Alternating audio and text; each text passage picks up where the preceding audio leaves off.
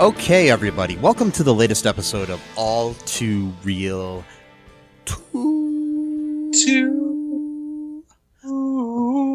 My name is Michael E. Cullen II, and with me, as always, is Matthew Haas. Matthew Haas. Yep. My friend, my brother, from another mother. Mm-hmm. Another world, maybe. Yes. No. Like the soap opera, Another World. Yeah, maybe. That used to be on TV. Anyways, but it's okay, because these are the days of our lives in this general hospital full of the young and the restless. Wait, what? Wow. Where all my children reside in this one life to live. Wow. Okay, so on today's episode, I have a all-2 interview with Jonah Ray, a.k.a. Jonah Ray Rodrigues, who people know as a stand-up comic, podcaster, host of the revival of Mystery Science Theater 3000. Yep. And the co-host of the Meltdown with Jonah and Kumail, where he and Kumail Nanjiani hosted a show on Comedy Central. And also were very innovative in the world of stand-up comedy when it came to their Meltdown comedy show that they had at the Meltdown in Los Angeles for years, along with produced by Emily Gordon, who is Kumail's wife. But he also hosts the podcast Jonah Raydio, spelled Raydio, and he has a new podcast which we talk about in the episode called Let Me Watch Your Movie with You, I think, or something like that. I'm trying to remember the exact. It'll be in the show notes, folks. I'm dumb. Anyways, yeah, he also has made appearances on Jimmy Kimmel Live, the Sarah Silverman program, among other things. He's a performer at the Upright Citizens Brigade, worked on the Andy Milonakis show, and he wrote for the Soup on E for years with Joel McHale. And so anyways, it was a really fun interview. I thoroughly enjoyed talking to him. He's a really nice guy, really cool, down to earth. I was a little starstruck talking to him, actually, but it was still kind of cool. He kind of, just like any other dude, Yep. So hopefully you all enjoy this. But right now, here's my interview with Jonah Ray. First off, how you doing with all the craziness in the world right now? As good as anybody, I guess, or better than some, worse than others. Hard to say. It's the lack of work has been kind of the most disconcerting thing, just because I had some gigs lined up, a couple conventions and a couple acting gigs. That conventions postponed, acting gigs postponed indefinitely, and that was kind of the stuff that, like, when you freelance, when you have like a kind of a freelance work situation, you kind of you count on the work to come in and kind of make your nut, essentially. Yeah. And so, like, it's like, so that stuff has been very disconcerting, but hoping for the best. Yeah. Yeah. So, just curious, like, how did you get started into like comedy and acting and all that? It's something I always wanted to do. I really wanted to perform since I was a little kid, and I started playing drums. I think out of a way of, I always loved the drums, but if I were to, self-analyze it, it was a very protective way to perform. You're surrounded by all this metal and wood, and you're making loud noises. But it's also like it's always collaborative in that way. And because I loved to perform, but I at the same time didn't like attention. It was a very kind of growing up like kind of like a big white kid in Hawaii. It's like you don't want any eyes on you. You don't want to stick out more than you already did, and for fear of just kind of any kind of childhood bullying.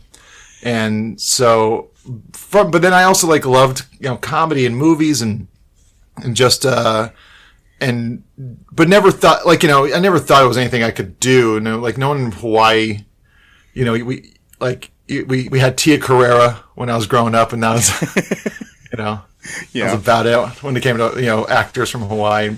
Bette Midler was from Hawaii, kind of, just because she was I think a military kid. But it was just something that I always wanted to do. And then I kind of finally made the decision to, like, right after I graduated high school, I moved out to LA and just start, like, I didn't know how to get into showbiz, so I was like, I don't how do you get an agent, how do you get a manager? It's like knocking on doors. YouTube wasn't really a thing. The social media was still very infant. So the only way I knew how to, like, practically and logically start performing in showbiz was to sign up for open mics at stand-up shows. And that's kind of what led me into it. I was never really intentional to, like, be a stand-up comic, but it was the only way I could practically figure out how to perform. Yeah. What was like your first stand-up performance like for you? Like, was it a good experience, a bad experience, or? It was generally, it was okay. It was good enough for me to do it again. I was kind of being a nerd about it, where I started just going to open mics to watch, and I would find out about open mics and in the local, like, alternative weekly, where they would have the list of, like, oh, this coffee shop on Thursday nights, or that the Ha Ha Cafe in North Hollywood on and so I remember going up and thinking I had a couple of good, okay jokes, but one of them, like, I was 19, 20 years old. So I had jokes about, like, jerking off and like, like an incest joke kind of thing, just cause I was, like, a punk kid just trying to, like, what makes me and my friends, like, laugh and giggle and I remember, like, it going fine. But also kind of being inspired by how no one really did well at the open mic. Yeah. And that was kind of like, I was like, okay. And then the second time and it was real bad. It was like some guy screamed at me from the audience, another comic. And I remember just kind of like that. And for some reason that made me want to, like, dive in that much more. It was, and I was never that great, but, like, I was fine enough and determined enough to keep going, Yeah. How did you and Kumail decide to do the Meltdown and everything? Like, because I find that fascinating, the whole concept of that. Yeah. Yeah, well, I had been doing monthly shows at the Meltdown Comics backroom for years, a few years at this point. This really funny actress, Linda Pine, had kind of started to do stuff there because she worked there, and she had a boyfriend that was doing comedy, so, like, she kind of started putting on these monthly shows, and then I took those shows over. And I'd always wanted to make them weekly, but I didn't have the energy to, like, book a great diverse lineup every week, and because I was also working full time at the time, and I just didn't. Yeah, I was like, I don't know how I can't pull that off. And then Emily V. Gordon, Kumail's wife, and Kumail moved to town. We had kind of met briefly in New York, the previous year, and we became friends. I had just started seeing who would become my wife, and like we were going on couple dates a lot, and just because we all like horror movies, and we all had a lot of the same interests, and more like me and Dee had more in common with Emily's interest as a former kind of goth punk kid from the South, she then and Kumail Kumail loves horror movies and stuff like that. So and I remember one time we were getting dinner, and they're like, oh, we gotta go to this bar and check it out we're thinking about doing like a weekly stand-up show. And I go, oh, which bar is it? And they're like, oh, it's St. Nick's on 3rd Street. I go, oh, it's people have tried and failed. It is not set up right for a show. It's, it's like too wide and too shallow to work. It's too, the audience is spread out. It's upstairs. There's no bar nearby, and they're like, oh, really? I was like, yeah, I've multiple people I know have tried shows there. And they're like, oh, I was like, but I've been thinking about making my show weekly. Would you want to maybe, check out my show? I was like, come on, why don't you do the next one and you guys can check it out and see how you feel. And, my shows were doing well. They were filling out, what I thought was filling out the room, at the time, 100, 150 people or so, like a month. And so they came, and then they're like, yeah, let's do it. And then so at that show, I just kind of announced, I'm like, hey, starting next month, we're switching from Fridays to Wednesdays, and we are going to go, weekly. And so we started the weekly show with just that audience just showed up. So it was everyone was just like, oh, it was successful right away. And it was like, yeah, but it's because we were able to pull from that Friday crowd. And talking to a lot of people, it's because it was just their neighborhood, that area where Meltdown is, it's terrible for parking. It's mostly apartments. And so a lot of people that get parking spots, they want to walk somewhere to do something. And that was a big part of our audience was neighborhood people for a while. Oh, nice. Yeah, because I listened to the History of Stand-Up podcast, and they talked a lot about the Meltdown, and I thought that was really interesting how, I think it's kind of an important part of history of stand-up in general anyway, so I think... it's so funny. For me, it was just, I guess anything that, it's hard to kind of put it into historical context for myself because I was there. Yeah. I'm very fortunate with how big it got and all the, it's how many people start shows with their friends and then it becomes a TV show, Yeah.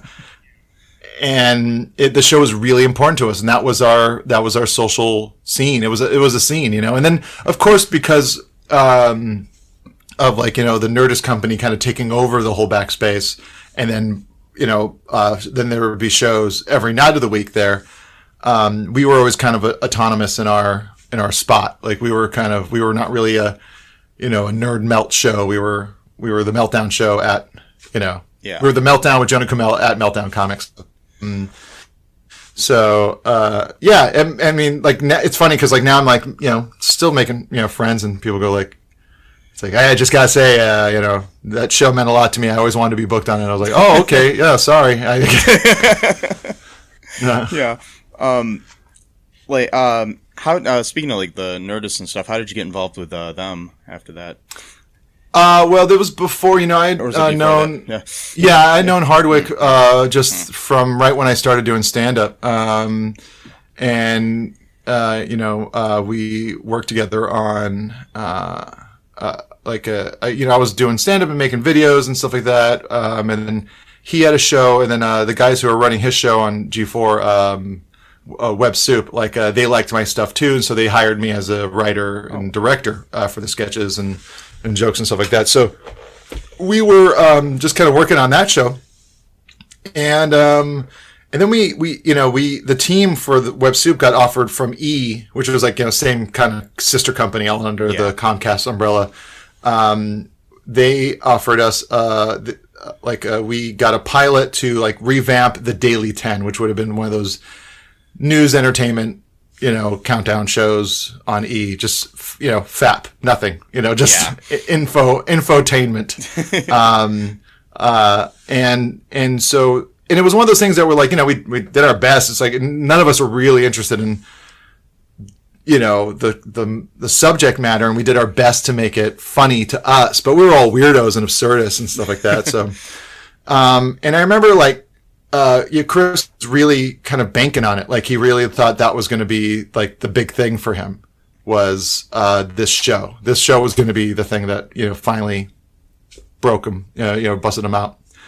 Whatever, level he considered himself in. And when it didn't happen, it was kind of a big blow to him. And then that's when he was just like, I'm just going to start something on my own. I'm just going to start a podcast. Do you want to co-host it with me? And I said, sure. I don't really know what podcasts are. I don't listen to them. But I'm down. It sounds fun. And then he's like, I'm going to have my friend. I know this guy that works at the Mac store, Matt. He'll just be the producer because I know he produces, Jimmy, not Pardo, but another Jimmy, Jimmy Dore's show, and I'm going to have him produce this one. And then but Matt's so incredibly funny and charming that he just kind of, and it just immediately just became the three of us, and then it just really just kind of took off and became bigger than anything I would have ever imagined. Yeah. And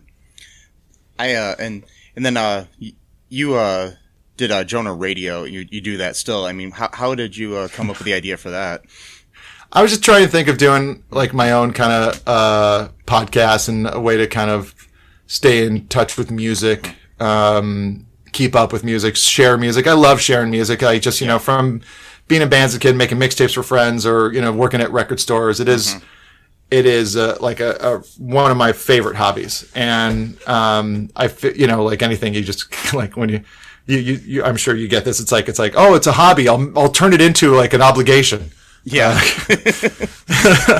And so it was just kind of like I wanted to do something with my friend Cash, who also was producing on Web Soup, and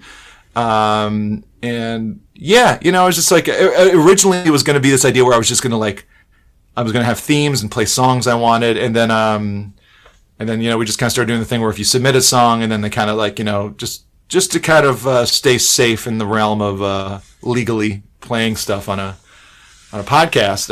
And that one was that was purely out of also like fun. Like I wanted it to be with Cash and Neil, my two friends, like two of the first friends I made when I came out to LA when I started doing comedy.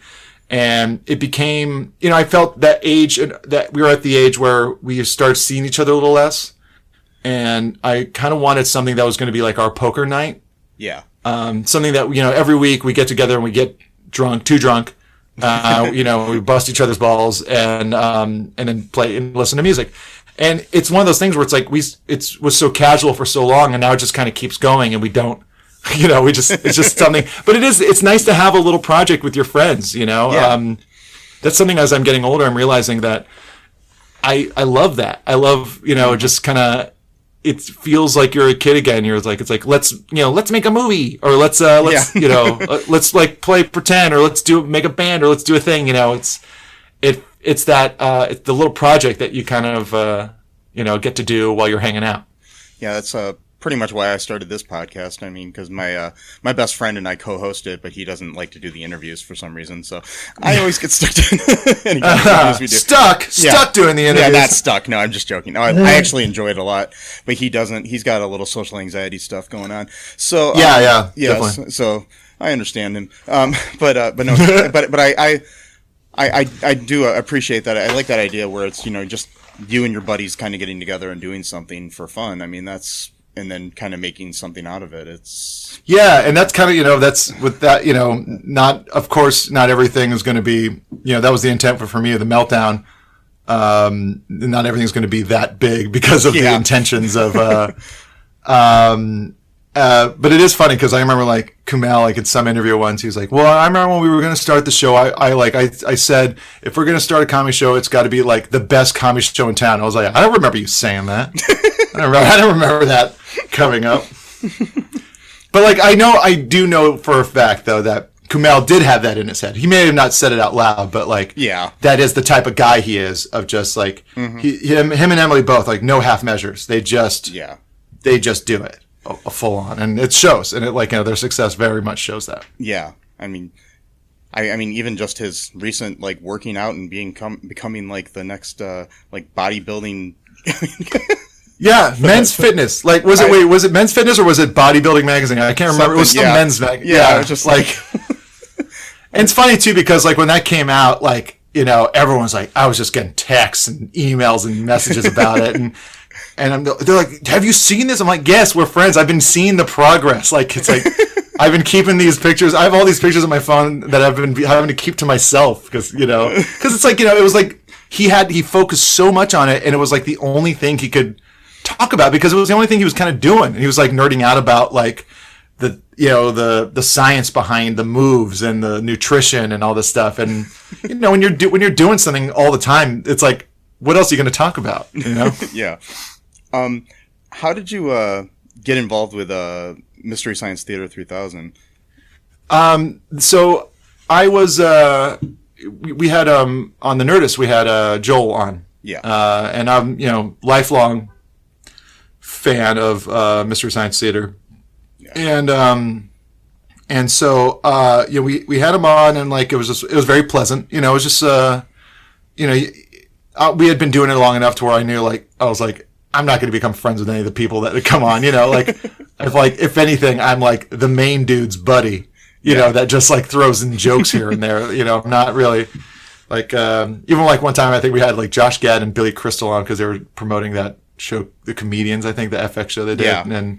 And I remember like we start recording and then there's a riff going on and I throw in a joke and then Billy Crystal was like, "Who's this guy?" And I was like, "Jeez." It's like, oh God. Oh no. Yeah. I'm one of the guys. I'm not sure how I don't know how the show's pitched to you, dude. But it's three of us. And so like it was nice. It was nice to meet him. And so. But then the next night, there was a screening of Wayne White's documentary at Cinefamily, which was a little kind of small art house theater. But Wayne White, who did, he had a documentary on him called Beauty is Embarrassing. And it's a great documentary for anyone that's at all interested in the mentality of an artist or anything like that. But he's a guy. He did like a lot of those Peter Gabriel videos, with the puppets. He was like one of the set designers for Pee Wee's Playhouse. Cool. Just a really incredible, interesting dude. And also like a fine artist as well. Like also knows how to do like very beautiful, oil and acrylics and stuff. But it's called Beauty is Embarrassing.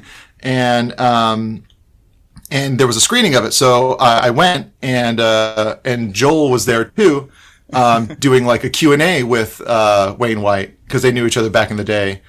So Joel was doing the Q&A for, like moderating it, for Wayne. And then like at the little, like kind of like, lobby area afterwards, I was like, "Oh, hey man." He's like, "Hey, good to see you again. Wow. Yeah. Oh, you like we chatted a bit and like, I was like, "Oh yeah, I'm a big Wayne White fan, this and that." And, he introduced me to Wayne White and then the next day I was doing some show on the West Side. I was coming back and I was like, "Oh, I'll swing by Meltdown," because I think it was Harmontown was going on. Okay. And I was like, "Oh, I'll swing by and just see who's hanging out," because that was the beauty of that space too. It's just like any night of the week you can be like, "Oh, I'm gonna swing by," because I could just walk in. So it's just and I get there and Joel's there because he's old buds with Harmon and Schraub and stuff like that, and like I go, "Oh, hey man," he's like, "Hey, are you following me?" I was like, "No, I know these guys. I have a show here at this space." And then we like, he just like, he got my number and then like kind of started just talking on the phone. And he was slowly always talking about like, "Yeah, I'm trying to figure out a way to bring back Mystery Science Theater." I'm like, "Oh, wow. Needless to say, I'll be involved in any way. I'd love to write on it, or help produce it or whatever you need. Because I'd been working in TV at that point. I was like, I wasn't like, it's like, give me a shot. Like, I was like, I'm more than capable of, working on the show. And would love to. And he was like, "Yeah, man, I don't know. It'd be cool. Yeah, maybe come on as a writer or something like that." And then like, months would pass and he'd call me. We'd just chat about stuff. He's like, "Yes, I'm still trying to think." It's like, it'd be cool if, you were like, like maybe because I've seen some of the videos you've done, maybe like, like direct some of the segments or like maybe come on as a producer. I was like, yeah, anything. I'll do anything on the show. And then one day he just calls. He's like, yeah, I've been thinking about it, man. It seems like watch some of your stuff online. I think you should just, be the guy. And I was like, what do you mean? What guy? He's like, the guy, the me, the mic. And I was like, whoa. And even from that point, it was still, maybe like a year and a half before the Kickstarter even was a thing.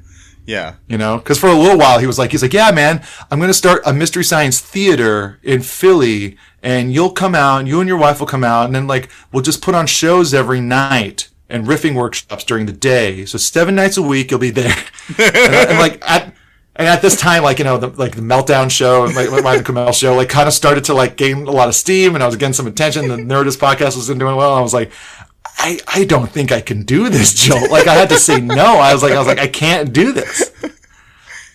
Which broke my heart, Yeah. And then he kind of came around, because that's always Joel. He's just like blue sky. He's just like, he has these huge, crazy ideas, and he kind of has to say them out loud to kind of see them and formulate them into something that's going to work. And so, yeah, then finally, like, it kind of got narrowed down, and he started talking to Ivan Asquith, from Kickstarter, and that's kind of how it all happened. It's, it's really, it's because it wasn't necessarily like a moment, it was just this slow burn of a thing where I'm like, I guess this is happening now. Really, the only moment that it really felt like was when we were doing a camera test. We were doing a camera test, like, for a lighting setup for like the day before we were going to start shooting. So like, because I went and did some stuff and then signed some paperwork and we had already kind of written all the riffs and stuff like that. And we had recorded the riffs. But it was time to do all the stage stuff, all the Satellite Love stuff. And the whole time, it's like, I'm like, oh, this is a version of, this is all a version of like Mystery Science Theater. This isn't Mystery Science Theater. Yeah. I'm like, and then even though like I'm there and I put on the jumpsuit, I'm like, but it's a yellow jumpsuit. It's not, it's not maroon or it's not blue. It's not, and it's me in it. So everything was kind of 3-dimensional and just kind of like, okay, and this is neat. This is neat. We're, and then I get onto the Satellite Love set, and it's like, again, it doesn't look like it because I'm seeing it in 3 dimensions, and it's like I see the edges of the set, and I see the trenches, and then like I look at a monitor, like of what the camera's seeing, and I see me on the set on a flat surface, like now I'm 2-dimensional. Now I'm inside the TV, and I'm on Mystery Science Theater 3000. Now I'm on the Satellite Love, and then like, and the puppeteers bring up Crow and Servo on either side of me, and like I just started, like, tears just started kind of coming out of my eyes. I was like, what the fuck is going on? Like, it was so overwhelming, and I like, that was the moment that like I felt like, pow, but like leading up to it was, years of just like, yeah, I don't know, man, maybe we'll do it again, we'll see, maybe you're the guy, who knows. And even like, I like, this is give you like an idea of my self-esteem. When the Kickstarter came out and like it like blew up, and they still hadn't announced that I was the new star, it was like they started making so much money so fast, and I was just like, oh no, are they gonna like pull a last minute move and go, wait, actually we're gonna get Seth Rogen instead, something like that. Yeah. That's crazy. Yeah, I mean, I think I grew up like you. I've loved that show since I was a little kid, and I was so happy to see it come back. I mean, it's too bad that it's not really continuing, but hopefully maybe eventually it will. Yeah, Joel's always kind of trying to figure something out. The show just can't really die. I mean, like it went from to Comedy Central to Sci-Fi years, and then stayed alive through Film Crew and Riff Tracks. Yeah, and then to come back and and then like the live shows are really like, Joel just loves the live shows because he loves like musical theater and stuff like that, and he loves the idea of like a staged production, and so he really focused. I think. I have a theory that like if he wasn't so, and plus those make more money than any TV. Yeah.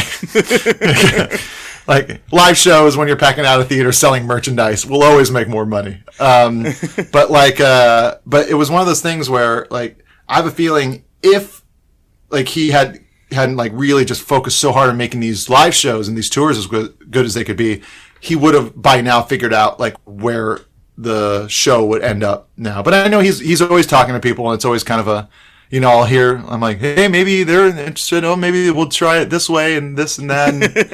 And, just know that every time Joel does something online, he's trying out a new technical element that might like help him figure out how to do the show next. Yeah. So any kind of live stream thing or fundraising thing he does, just like that's something I know. So it's like, oh, this is how he tests stuff.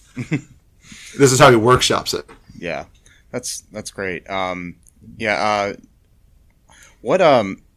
far as like music goes, I'm just curious, like, who are you listening to right now that's like a band that you really like?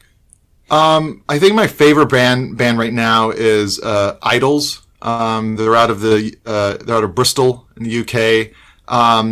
What I love about them is that it's very aggressive, kind of punk music, very working class. Sounding vocals, and it's very aggressive and loud music, but it's not violent. It's very positive and very woke and very like very emotional, but without losing any kind of toughness or humor that comes with a lot of my favorite punk music. And yeah, I think Idols is probably my favorite new band right now. That's very cool. I'll have to check them out for sure. I love music too. So, that's the one thing I kind of miss most about like during this pandemic is I used to love going to see just local bands play, and it's just seeing any live music. Like, I even like a bad bar cover band. Like, I'd be like, that'd be so nice. I know. See, I live in Toledo, Ohio, and we have a decent local music scene. Oh yeah, and I'm just so friggin' upset that I haven't been able to see my friends play in a while. So it's just kind of Plus, in Toledo, you're like in driving distance to a couple other markets. So you have like multiple choice. You have like option. Like when things are happening, you have options. Because like, what's the next closest? Is Detroit closer? Detroit's probably the closest, but then Cleveland's not too far away too. Yeah, so, Cleveland. Yeah. Like, and those like, And Cleveland's always got great tunes, and Akron, Yeah. So I don't know. I would love to just be able to go to a concert. Or like you said, even just to hear a bad cover band in a bar somewhere. I want to stand with some loud music and drink a cheap beer. That's all I want.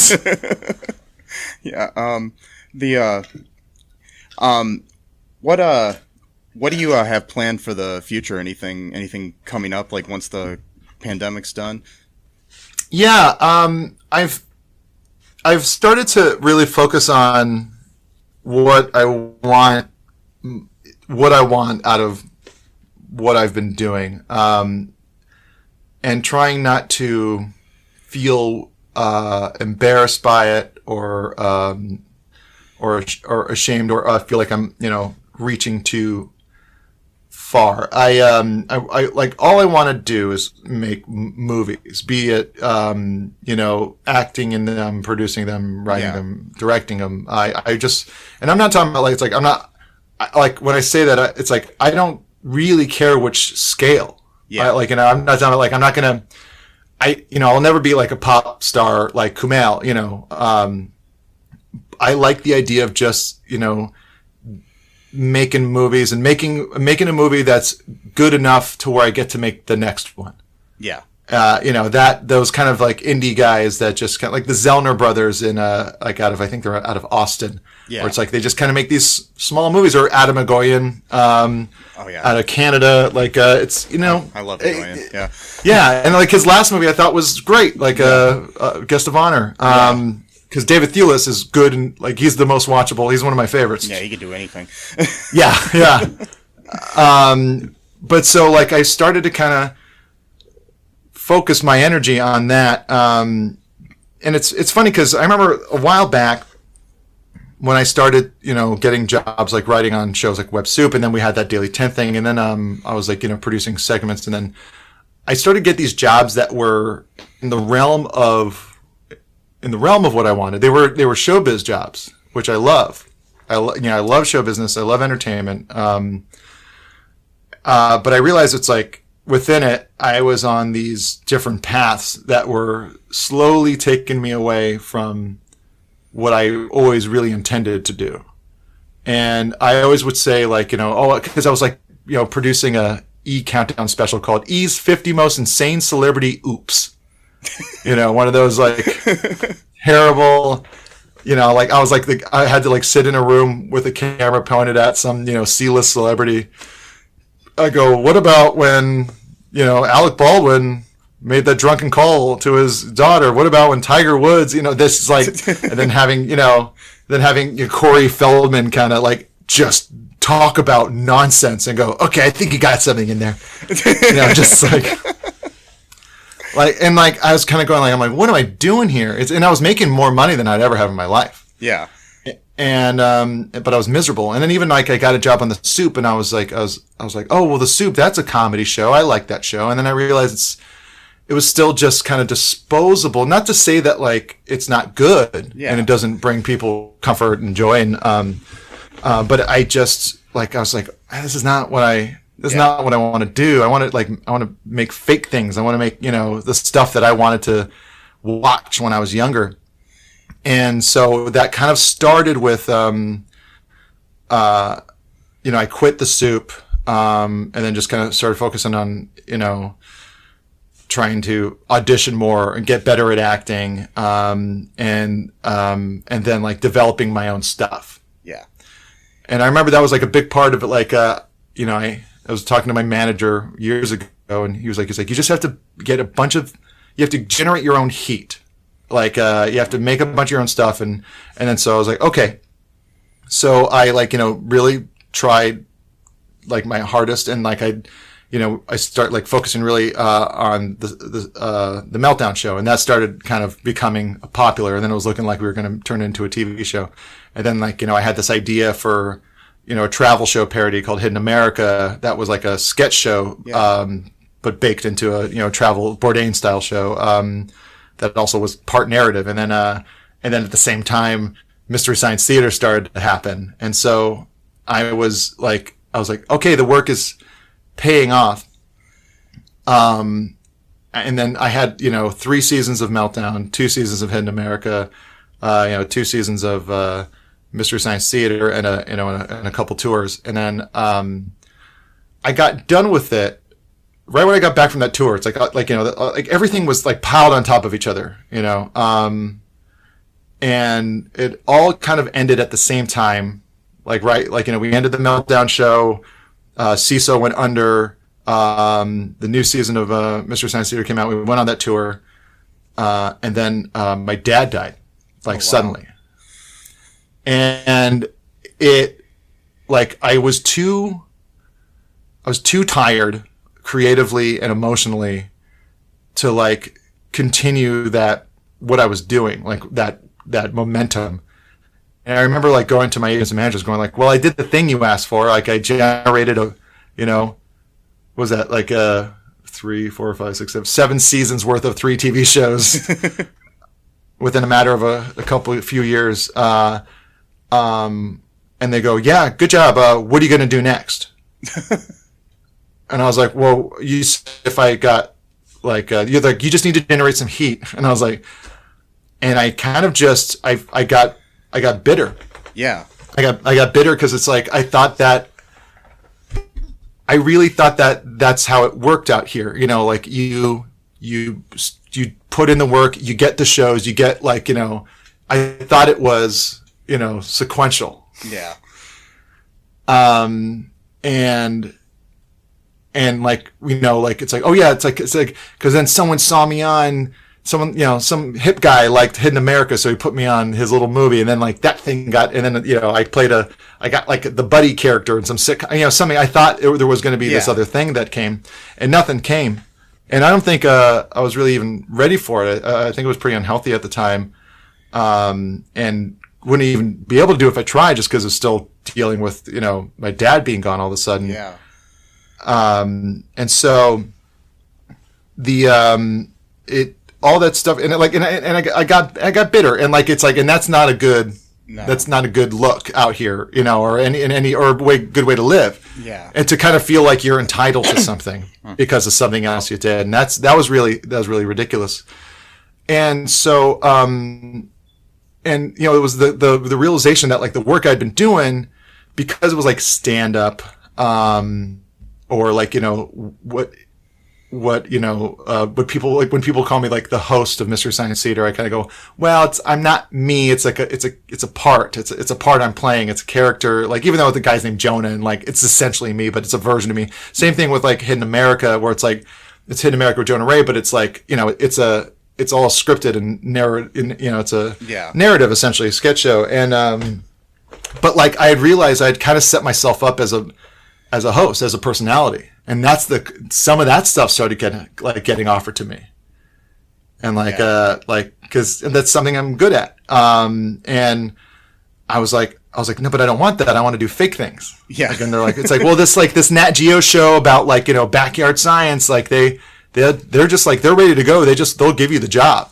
And I was like, but I don't want to be that guy. I don't want to be me. I want to make fake things. I want to make fake things. And so I had to kind of, really reassess what I was doing, what I was putting my energy into. And this is like a really long answer. I'm sorry. Oh, no, it's fine. Yeah. I enjoy it. Yeah. But, and so again, I found myself like I did years prior, when I left the soup and I left those producing jobs, where I was like, all of a sudden this pocket, or this lane that wasn't heading towards what I wanted. And I was coming at things in a insincere way, I think. And so a thing that happened with lockdown was I had to kind of, you know, stop. I couldn't go to do a con and, you know, rest on my laurels of things I've accomplished in the past, you know. And, I couldn't, you know, limply do some stand-up shows around town or go on the road or and stuff that I never really like to do, but it's like that you feel like you have to constantly be putting yourself out there to get something. And so I started kind of just going like, well, I want to make movies. That's what I want to do. And so I just and I always had trouble like writing full scripts by myself. I'm like, well, why do I got to be on a tour? Like, I've always flourished when I got a team together, I collaborated with people. Like the thing we were talking about before, it's like, what if I just like made it a thing? And so like within this year, I've adapted a graphic novel that I really love, like with my friend Dave Schilling. And like we're developing that as a movie, a movie that a script that this guy Charles Piper wrote, that this director wanted me to be in. I ended up becoming friends with Alex Winter, and like we got Alex Winter involved in it now. Nice. And then I had an idea for this kind of thriller thing, and I'm like, I'm not like a thriller writer, but I was telling it to some guy I knew in the horror scene. And he's like, oh, you know, this guy I know, he's like a real good writer, real quick, real fun to work with. I think you guys will get along. He just wrote like a werewolf movie with Ethan Embry that's really good. You should talk to him about your idea and like beat it out with him. And then you know, I talked it over. He did like a treatment. We tweaked it a bit, and then in a month, like he had an amazing script. And now I'm like sending that around to try and so it's like now I'm finally at a place where like I'm working the least I ever have, but the busiest I've ever been. But I'm feeling really good about all that stuff. Yeah. And I'm feeling really, really proud and really excited about getting to, do the new thing and not be embarrassed by it. Not like, it's like, not go like, well, I kind of want to act more. And like, it's like, you know, people going, you know, and some of that's like, you know, like also like, you know, trying to be more mindful of like, you know, if I really want to be an actor, if I really want to be on camera, I have to like, you know, I have to lose some weight. I have to look a little healthier, you know, cause like when I'm a little, when I weigh less, and it's like, I'm not like saying like one way or the other kind of body is, I'm saying personally for me, when I weigh less, I'm a better performer because like, I'm not thinking about, or are my man boobs showing too much in this shirt? You know? Yeah. Like it's like you need to have like nothing in the way. Yeah. And because I'm so full of like, you know, like self-awareness, like the less I weigh, the less I'm concerned about my look, like the more I can give, I feel. And so like and also a lot of that is inspiration from just being friends with someone like Kumail. Yeah. Who, you know, you see put in the work and doesn't apologize for saying the things he wants to do and as he's heading towards them. Yeah. I mean, I understand. I mean, I've acted on stage for years, and then I've also done some indie films, and Nice. and whenever and I'm a director too, but but whenever I understand that, because, you know, I've got a little bit of a belly, so every time I'm on camera, I sometimes worry. I'm like, okay, do I look good? Do I need to button this extra button to hide stuff? Yeah, yeah. And you start to like, and like your one instrument as an actor, you start to kind of like tune it. You're like tuning it in the middle of a performance. You know, like it's like, should I shine my shoulder? Wait, is the camera's over there? And you catch yourself in, you know, in like a monitor, and you're like, oh no, that's terrible posture. You know, it's like, and it's like if I was someone that didn't think about it, like, you know, it's like, especially when you see like you know, someone like Bill Murray, like when he was young, he's always looked weird, but like when he was young, he was a weird looking dude. Yeah. But he did not care. No. He did not care.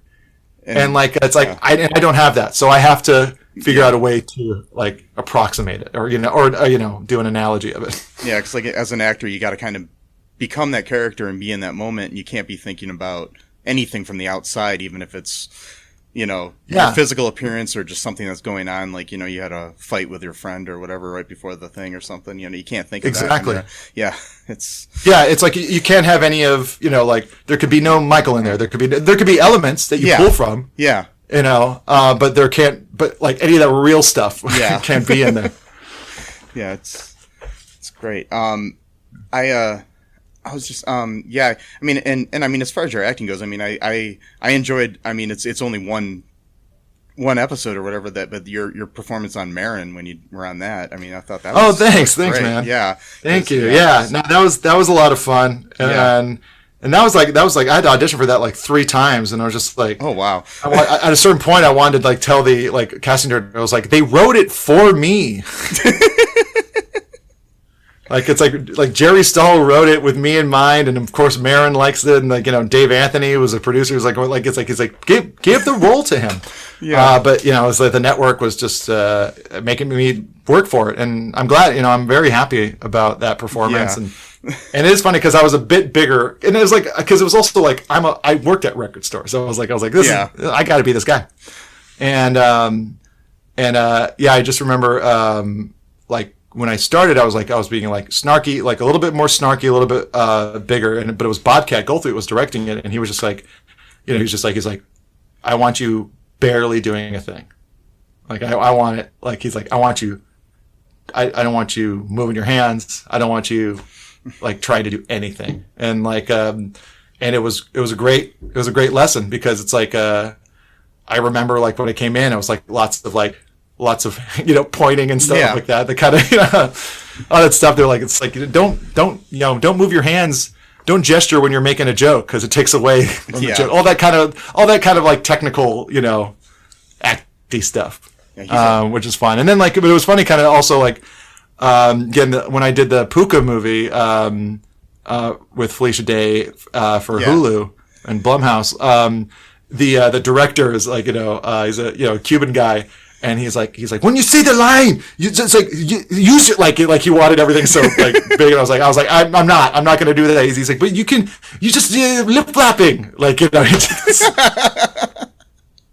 Yeah, I think Bobcat's a great director too. I mean, I think I love his films so much. Yeah, he's like one of those scripts I had made. He's looking at it right now, and I'm like, he's sending it around, and I was like, did you want to direct it? He's like, I haven't decided yet, but I'll help until then. Nice. Yeah, I met him years ago he did a stand-up thing locally, and I talked to him for about 20 minutes about directing, and it was just great because he was actually excited that I was not talking to him about Police Academy or something. So, because everybody there was like, just like, oh, you know, that's all they knew him from. You do the voice. Yeah. I was just like, yeah. Yeah, he is. I love his films, and I really can't wait for him to do some more. I know, kind of took a break because he had that TV show. Yeah. But I hope he gets back into it. Me too. Something I like to ask everybody: what kind of advice would you give, like a younger person trying to get into entertainment in any way? It's funny because that's like on the new podcast I've been doing. Like I've been asking that, and it's I'm realizing it's a hard question to answer because it always tends to sound the same. Like everyone kind of like just do the thing, make the thing. I know. And it's like, and stuff is so different from even when I started in 2002. You know? And I was just talking about recently with my friend where it's like I wanted to make sketch videos and I was like, remember trying, like I was doing open mics with like Dan Mintz, who would go on to voice Tina and Bob's Burgers and BJ Novak, and it's like I'm like, we should make like video sketches, and they're like, what would you even do with them? Like I was like, I mean, I think I got my friend has a projector. I don't know anyone with the camera. Does anyone know anyone with the camera? Like we could show them at a coffee shop. I was like, I could wheel out a TV. Just this is all pre-YouTube where you just like now you can just upload it. But I'd say for anyone, it's just like. I'll parlay some advice from other people too, like Mick Garris, who is a great director and writer. He did a ton of stuff. He says if you want to make films, start just by writing, because writing doesn't cost you anything. Yeah. It's like just write it. You can make it as crazy as you want, but you'll learn every time you do it. And also just just, I don't know, make stuff, because you got to fail. You got to fail so much doing this stuff. Most all of it is just failing. And it's if you can't get past that idea that you're going to look dumb or desperate. And even earlier, like I was saying, like I'm still, I've been doing entertainment stuff, since I was 20, and I'm still kind of like grappling with like, I want to make movies. Like I'm still having trouble. Yeah. And so you have to have this, you have to have like blind confidence to know that you're not going to be great, and that's okay. Yeah. Because if the doing it is what's going to make you happy in the end. Yeah. And it's, take it from me. I know, I have friends that became millionaires, multiple friends that became millionaires. And I'm here like going like, when's that next stimulus check gonna come in? And I don't feel bad about that. I respect all the choices I made because it made me who I am. But I really say it's like, decide what you want to do, and then read as many books you can about that. I think any kind of showbiz autobiographies are very helpful. Steve Martin's Born Standing Up is incredible because it's just like... Yeah, that's like one of my favorite books ever. One of my all-time favorite books. And I listened to... Like, I read it a bunch of times, but I listened to it, like, going to bed, or every time I'm on a plane, I listen to it because it's very comforting. The little banjo interludes, But, like, that's a real great showbiz story, because you really see, like, how he just put in the work. Like he just like plotted, and I think he even says in the beginning, and it's like my strides weren't heroic. I just took I went step by step with a few intuitive leaps. And it's just really, really about putting in the work. Also, like I really love going Studio Binder. I think is a great YouTube channel and website, and they have a ton of stuff. It's like, it just really depends. It's like, if you want to be a filmmaker, like study it. You got to study it. You got to watch it all. You got to do nothing but all the guys I know that like direct movies or write movies, they're watching movies nonstop. Yeah. Nonstop. Good ones, bad ones. They're just watching them all the time.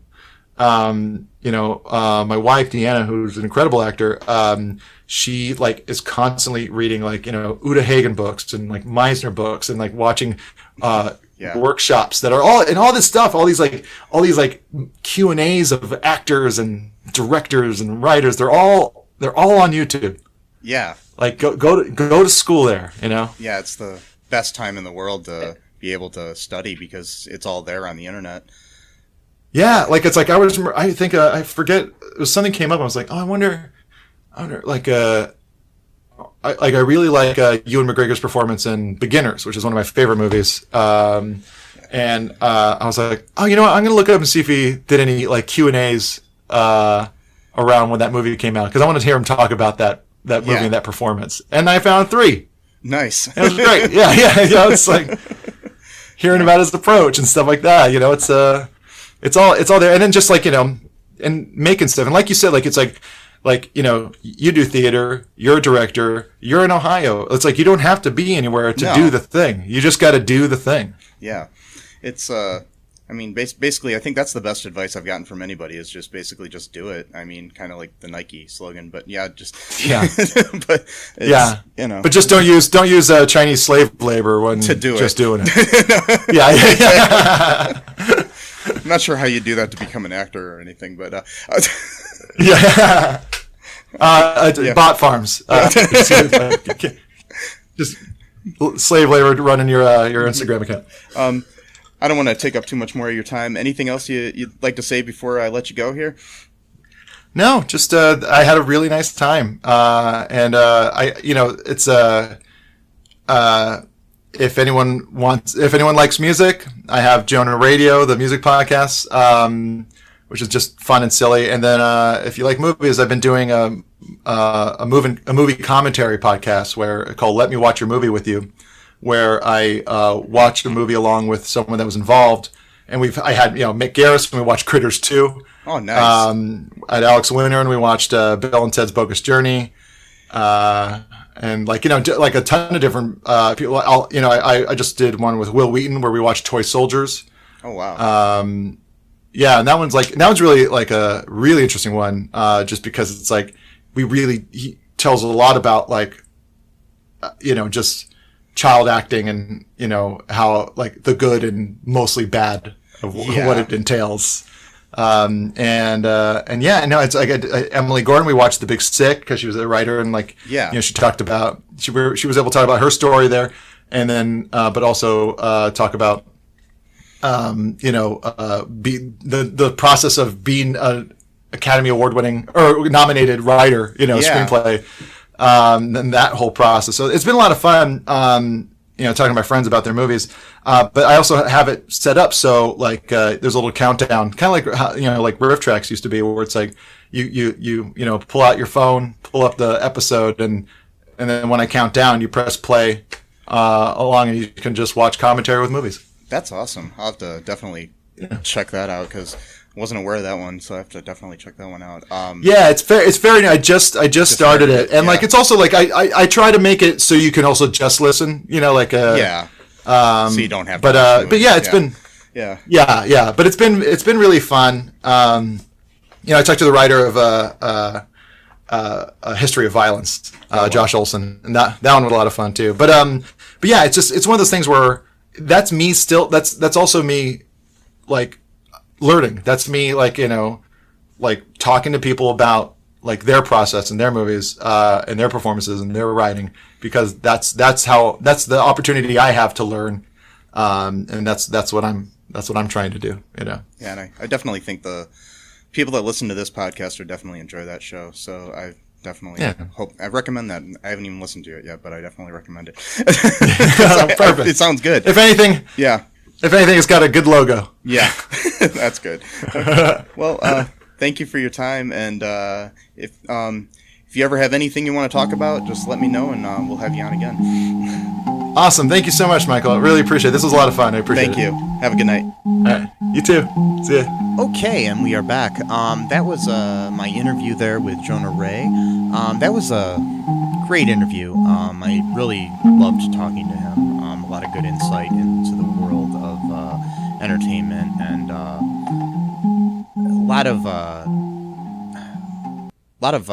like, I don't know. I just really liked how down to earth he was and how kind of scared he is about things in the world too and stuff, which is, and how